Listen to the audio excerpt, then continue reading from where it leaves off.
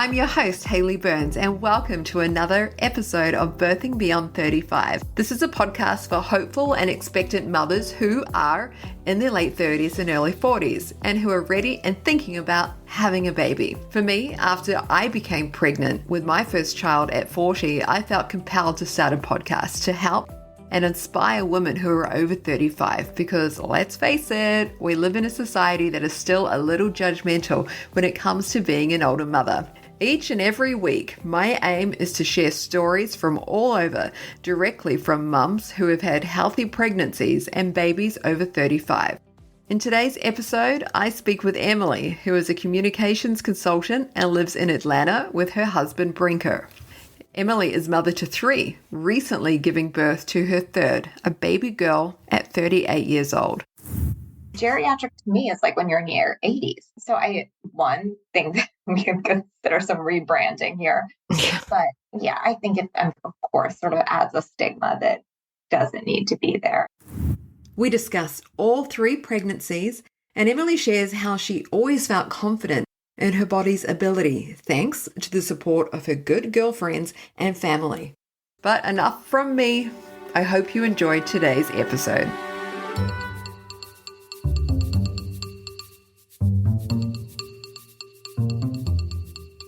Emily, I am very excited to talk to you. You are an amazing mother of 3. You have little Hudson, who is 4.5. You have Parker, who is now 2.5, and you are now mother to beautiful baby girl, Skylar. She's just turned 4 months old. We're going to get into all of it, but how has it been just balancing a husband and 3 kids? Honestly, the toughest transition was from 1 to 2 for some reason. A lot of people say it's from 0 to 1.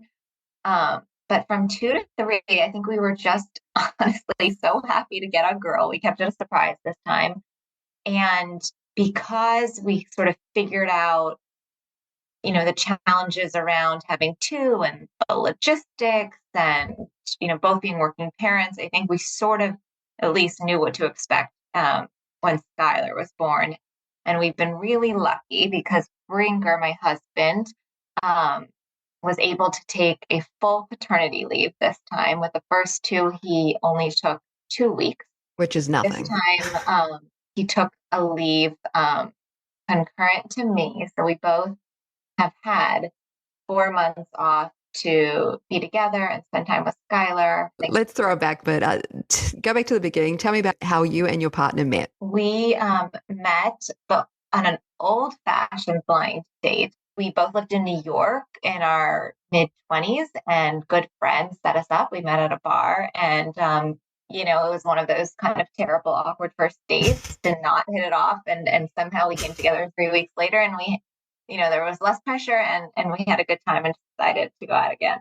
That's amazing. So you were mid-20s then. You got married, and I believe you had your first son, Hudson, when you were 34. Tell me how you got to, I guess, that place of you met so young, you got married. I guess you waited a little while, by society standards, having your first child a little bit later. How did you get to that point? We were both pretty steadfast in the fact that we wanted to be at a certain point career-wise. We were both going back to graduate school in our late 20s.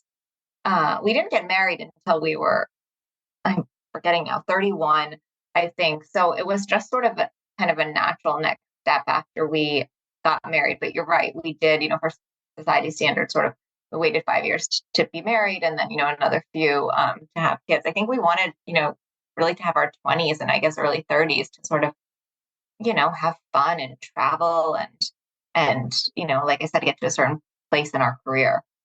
Growing up, had you always wanted children? Like before you met him, had you had a vision of what you wanted?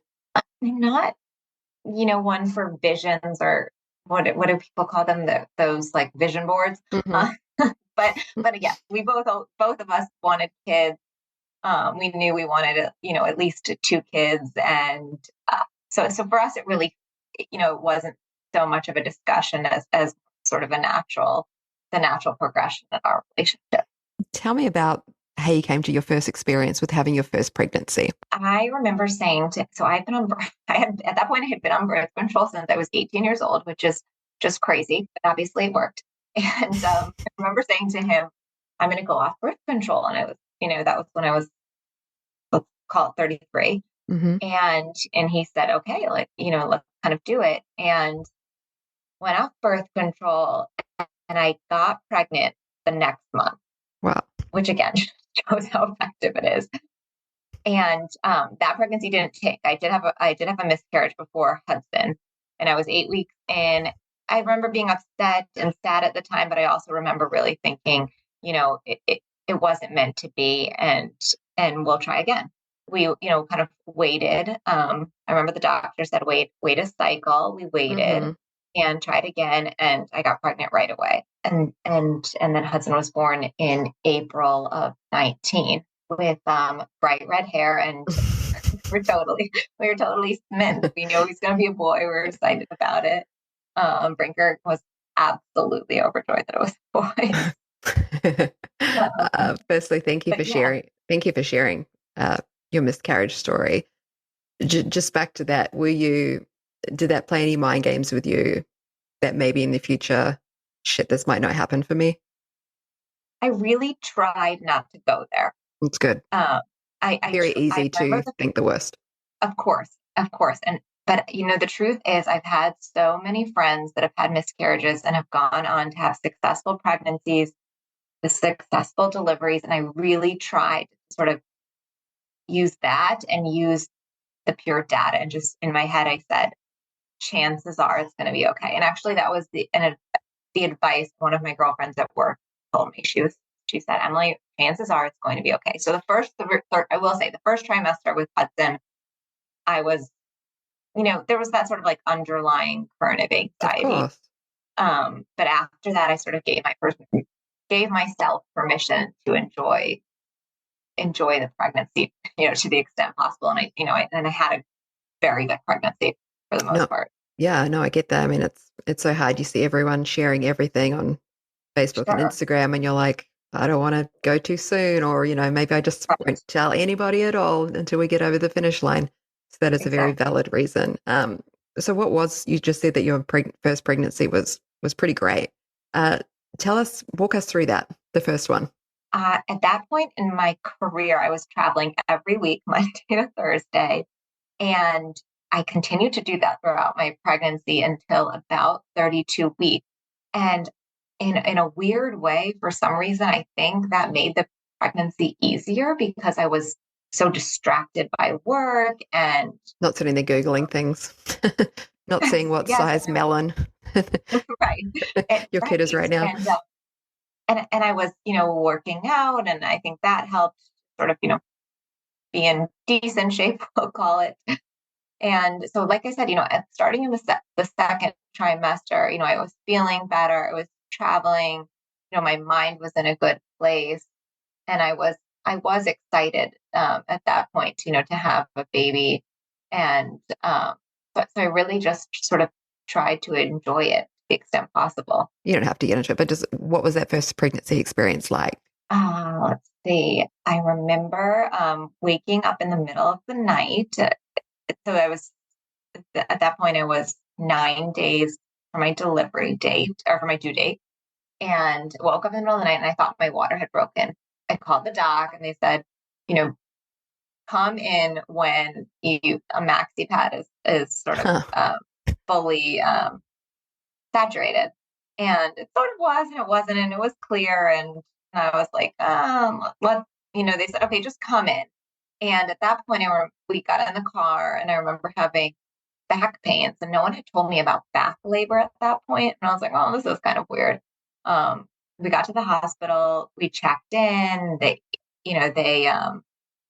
checked how dilated I was. I remember I was only 2, and she was going Mhm. to send me home. And she was like, well, walk around for a few hours. So they had me do like an hour of laps around the Oh, wow. hospital. And I did start contracting then. Hmm. And I remember, going back, and they admitted me fully, and the contractions, started to get worse. And I knew I had wanted an epidural, Okay. but I kind of didn't know at what point to ask for one. They're like, well, how Yeah. bad is it on a scale of 1 to 10? And I'm like, well, what's my baseline? So finally I remember it being, 7 in the morning or something. I was like, I gotta get this epidural. They moved me to the delivery room. We got the epidural in, and I remember just feeling like it's so great after that, in this like transy, druggy sort of sleep state. And Everything when I is fine. yes, and I remember, so that was probably like 9 a.m. And uh around this is foggy at this point since I've had two since then, but around 2 p.m. they checked me again and I was fully dilated and they were like, all right, we're gonna push. And Brinker will remember this more than I do, but I think I pushed for 15 or so minutes and Hudson came out. It was a very I That's was very amazing. lucky. Yeah.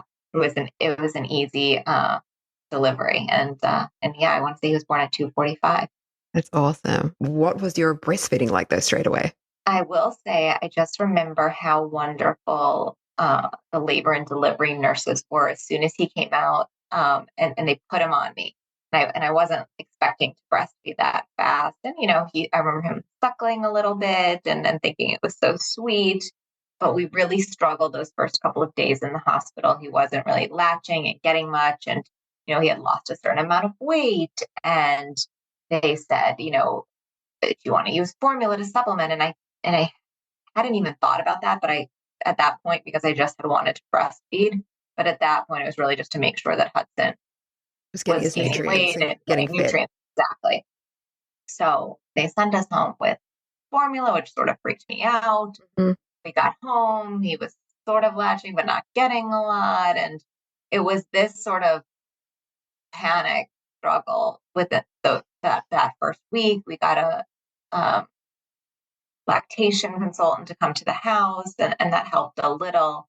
And I remember talking to one of my girlfriends who had kids who was older than me, and she said, you have to remember you're both learning an entirely new skill at the same time. And that sort of resonated with me. And she said, give yourself grace and have patience. Eventually, he did latch and he became a great breastfeeder, and he did nurse for, up to a year. And I want to kick myself in retrospect for being so hard on myself that first week. But that's what Um, we do. That's right. what women do. That's what mothers do because we see all the Instagram babies latching and the mothers are making so much milk and we're just like, what is wrong with me? Oh my gosh, my baby's losing weight and we completely spiral and feel hopeless. Exactly. Exactly. And the truth of the matter is, when you start to have conversations with all of your friends about this, you're not unique. Everyone has their struggles. I have had 100%. a handful of friends who have not been able to nurse, and that's been both disappointing and a relief to them because some people just don't want to have the pressure of doing that. Some, there's such a stigma that comes with There both is. nursing and formula feeding, and it's Yeah. so silly because one works better for one person and the other works better for someone else, and we just have to be supportive of each other there. Yeah. And I'd say that message isn't really like that stigma isn't really out there universally. It's really only when you become a mother or going through that stage where you realize that other people are going through it. It's just not talked about enough. And I don't know if it ever will Absolutely. really be talked about in a broader sense because it really is just new mothers that really learn that. I Hmm. feel otherwise it's just, I'm going to breastfeed my child for 2 years and that's amazing. Look, that was my plan too. But shit doesn't work out. Um, Exactly. And you can only plan so much. yeah. Okay. That was Hudson. And Parker came along. You were 36. So you would have been 35 when you fell pregnant with him. Is that right? That's right. And he was very much planned. I really wanted the boys, or, babies at that point, 2 years apart. I had this vision of them, being 2 grades apart in school and, being very close. And we went for it. And again, either we're a good match or we're lucky because we got pregnant right away. I want to say on the first or second try with Amazing. Parker. Um, I'll interject then. Was yes, there anything specifically you think may have helped you get pregnant quickly while you're obviously doing it when you're ovulating? I assume you were tracking, correct?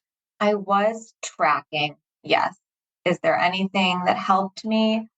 Like not to be too graphic into your relationship, but were No, you no, like, no, did you do it like no, every second day, or were you like, no. And I was very cautious of only sharing some of those details with Brinker in terms of my ovulation Because schedule. you didn't want to put pressure on him and make it. I don't want to put pressure on us. Yeah. And, for me, I was already in my own head and I didn't need him to be in his own head. And, yeah.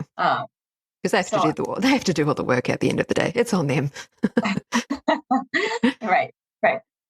No, so I mean, I just wanted it to happen as naturally as possible. And maybe if, it had taken longer, then, we would have been more explicit about what we needed to do. But so again, we were lucky that it sort of took easily.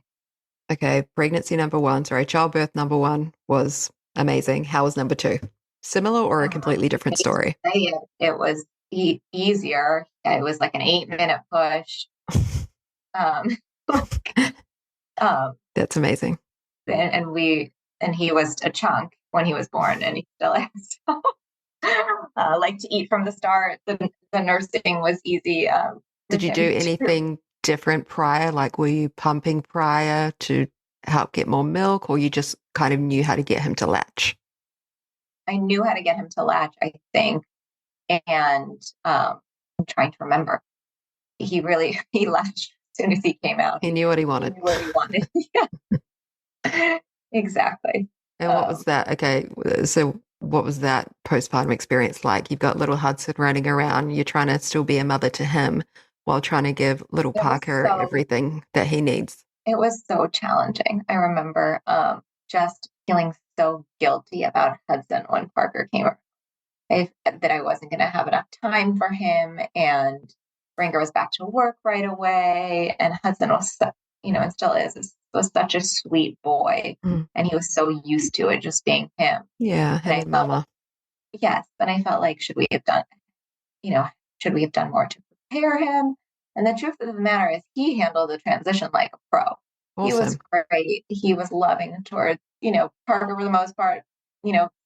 At some point didn't even think he existed, but it was easy for him. For me, I felt so guilty, and finally, I don't know how long it took me, a few months, but I was like, there's no reason for you to feel guilt. Like, I just, in a way, you give your child the best gift you can give them by giving them a sibling. But just figuring out especially when I went back to work, 4 months postpartum, the schedules and the logistics and who gets fed when and all that, just was sort of a new stress that I hadn't experienced before. And we were in the middle of COVID at that point.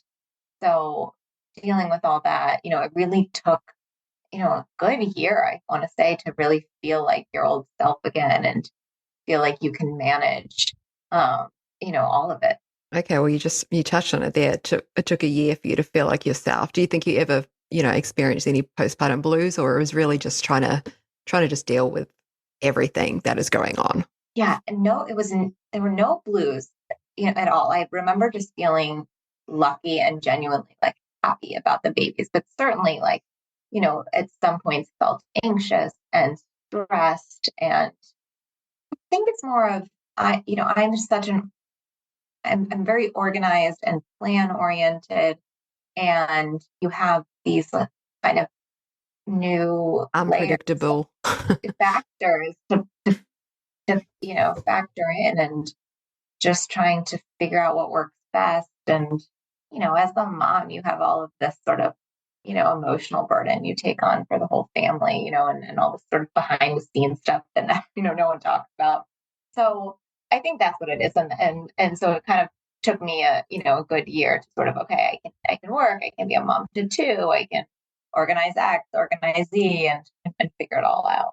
That's so nice to hear, because you say the things we don't see behind the scenes, and it's true, because all we see are happy pictures of mama and baby at the park, and I'm happy and everybody's fine, and we go and we do pumpkin patches, and we go and do we all get dressed up and for Halloween, and we're happy, and there's no unhappiness at all. But again, it's really something you only discover until it's once you're really thrown in at becoming a mother that you're like, wow, a lot of shit happens. And it's only when I start talking to other mothers that I find out that everyone has the same shit going on, basically. Right. And that's why I think it's so important that you have such a strong network of close girlfriends who are at a similar life phase to really kind of support you through it because they're, like you said, they're going to be the only ones who truly understand and get it, commiserate and empathize and have a glass of wine with you and all of that. But, and and just tell you, it's a season of life and it'll have its ups and it'll have its downs for sure. 100%.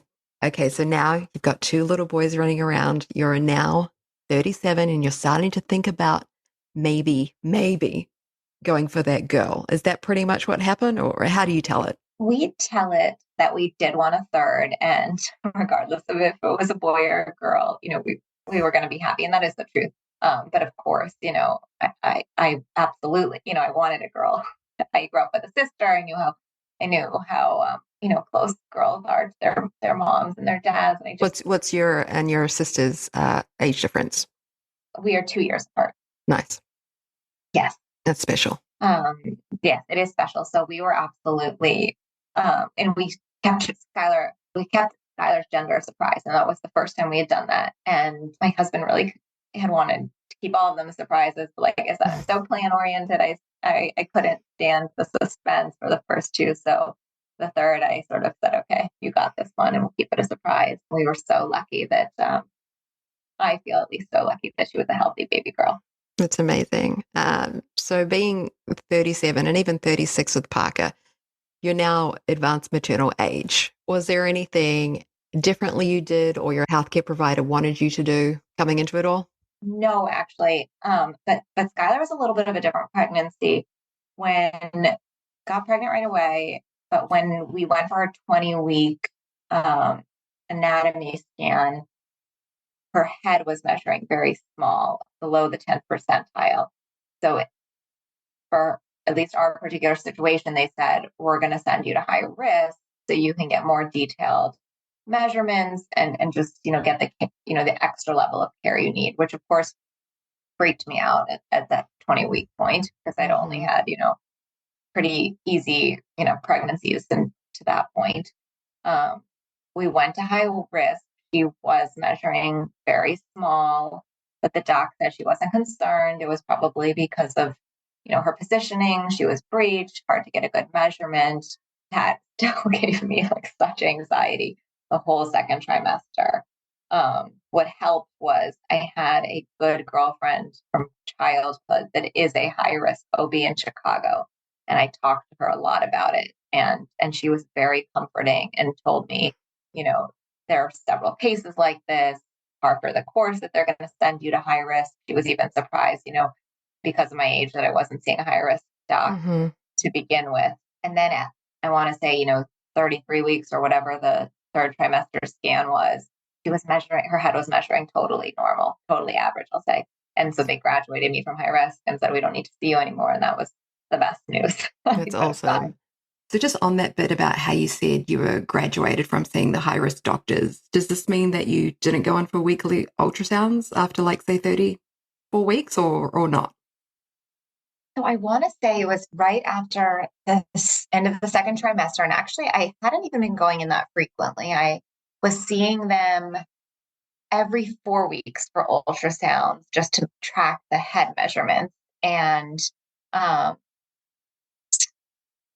I don't think they wanted to do measurements any more frequently. And that because that was the only thing we were tracking, they felt like that was good cadence. But yes, at that point, I stopped seeing the high risk and really just stayed completely with my primary OB until baby Skylar came out.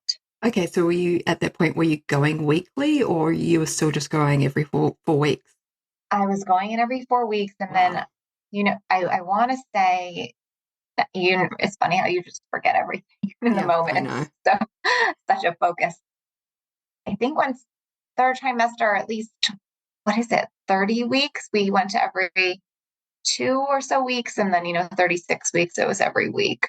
And just from talking to you and I guess the support network you have, you seem like you're pretty calm and you're pretty chill. I feel like being, older never seemed to phase you. Is that true? It is true. In retrospect, or not even in retrospect, right now at least, the third pregnancy felt a little bit different than the first two. And I do wonder if that's because I'm a little bit older. I gained a little more weight. It was a little bit more taxing on my body. Well, you've also But got two kids. You've also got two toddlers you're running after. exactly. But overall, it wasn't at this, being this age wasn't that dissimilar from the rest of my network.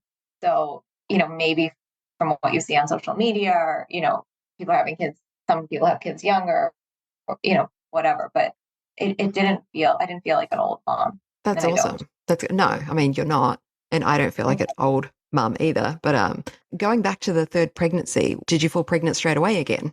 I did straight away. So we got to be careful. We don't have four pregnancies. Oh, I can't wait to use this when you eventually do.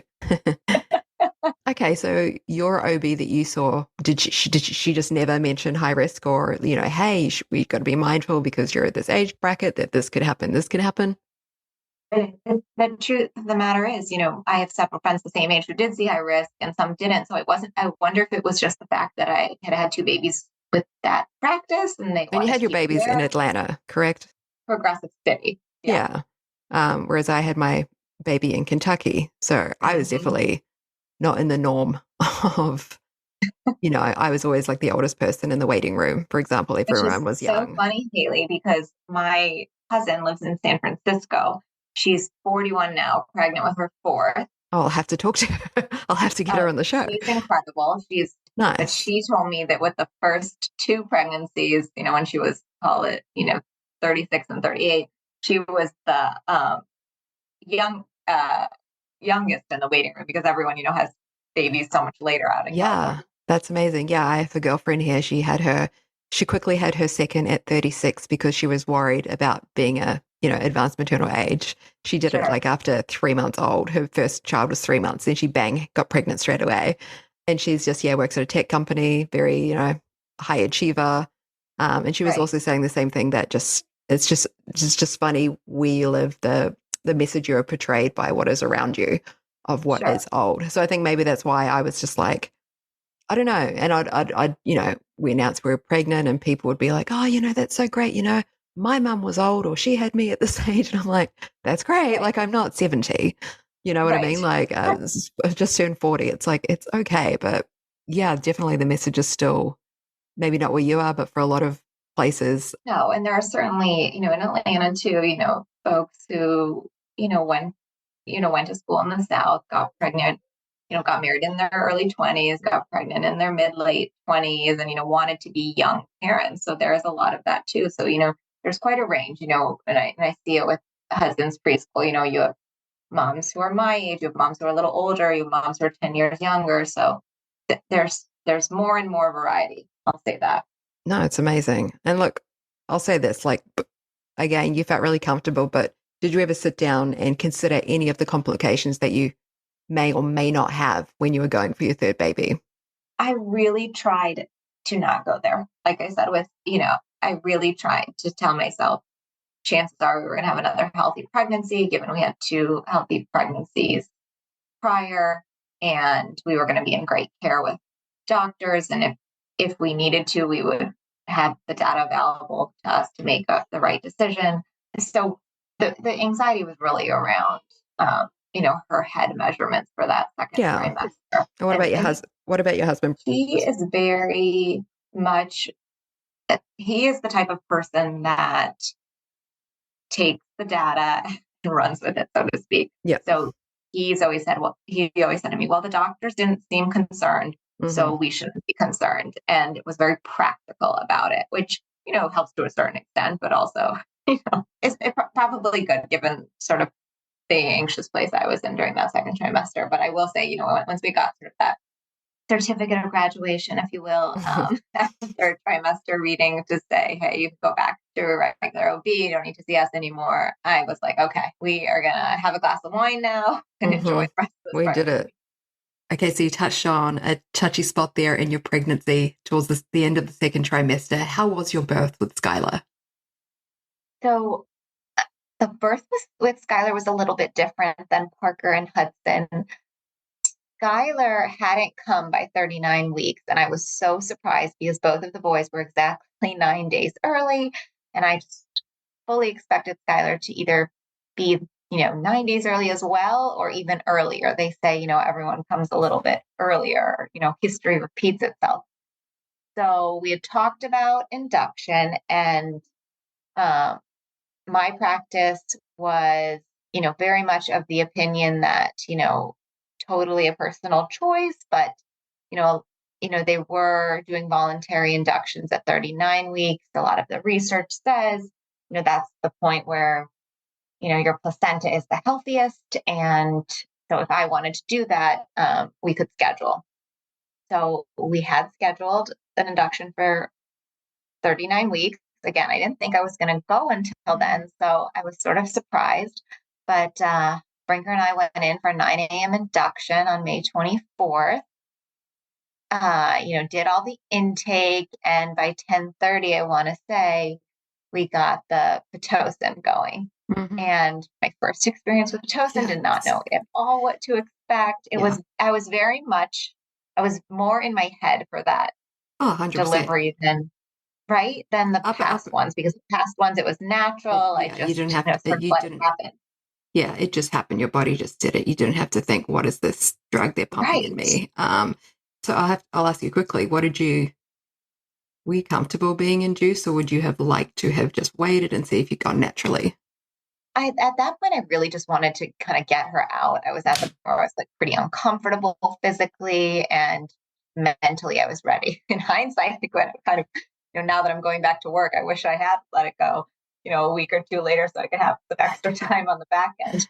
But I was fine going into it. But what happened was the Pitocin got going, and she wasn't reacting well to the contractions. And I did get an epidural, so I wasn't really feeling them when they got intense, but her heart rate would dip every time I'd have an intense contraction.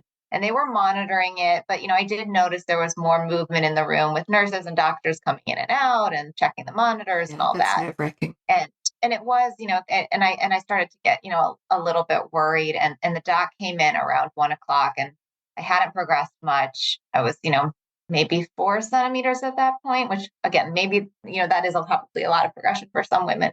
But the doc said, she's doing great right now. You're doing great. But, if we do kind of see these dips in the heart rate, and we need to think about a C-section, we can start talking about that. And, if we do need to get her out quickly, we will absolutely do that. And of course, I'm emotional at that point. Yeah. And, when you've had 2 vaginal deliveries, you've been blessed. Your experience is only that. So you don't expect to have a C-section. And, so all those emergency C, that just starts going through your head and all that. But anyways, she came back, I want to say a half hour later, and, you get the fee. I think she came back because I had summoned the nurse, and I said, actually, I feel like she's dropped, and I kind of feel like you have to poop, because that's, what they say. You'd know that feeling. Ready to go. And they're like, okay, hold on, let us get the doc. And the doc comes in, and she opens my legs, and she's like, oh, there's a head. That's awesome. And so I think the contractions and her heart dipping, and again, not a medical professional by any standard, were just, I think she was moving really quickly down.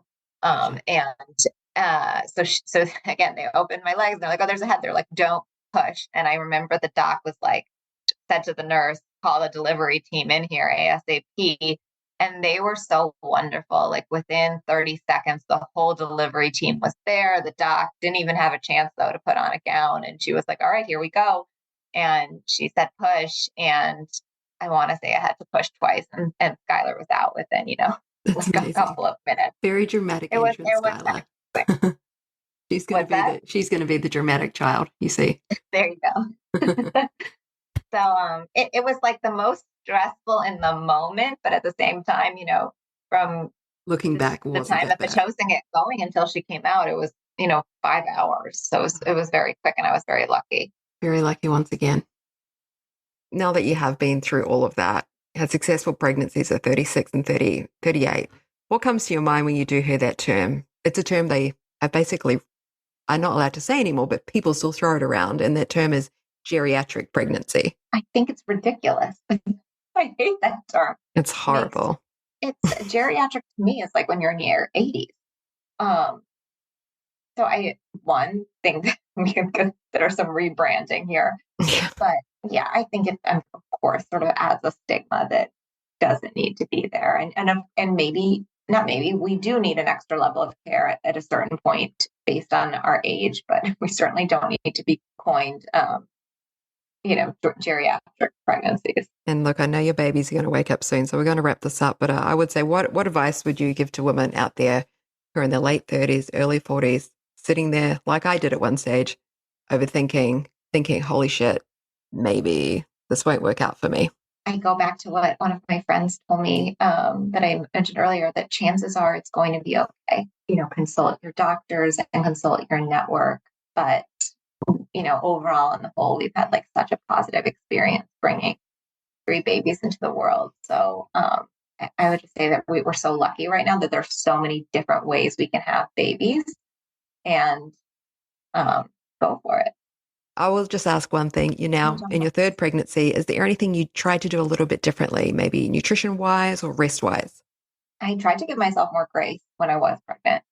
That if I needed to have a half a glass of wine, that was okay. If I was going to gain 5 more pounds than I did the other pregnancies, that's okay too. But just giving myself grace all around. And do you think you'll be going for number 4, or is that just going to be something that's secretive and you'll release it to the world one day? Because you've obviously had a great run so far. I've had a great run, and I love babies. And maybe if I was at a different point from a career perspective or otherwise, I would go for it. But Brinker is very much is done. guy. Yeah, family of 5 plus your dog. I feel lucky and I feel happy. And I do feel like we have our perfect mix right now. That's perfect. Emily, thank you so much. Thanks, Haley.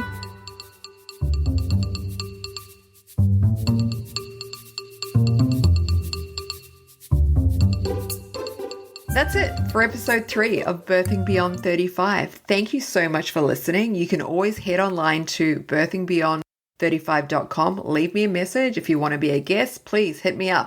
You can also follow us at Birthing Beyond 35. I'll be back again next week with another episode.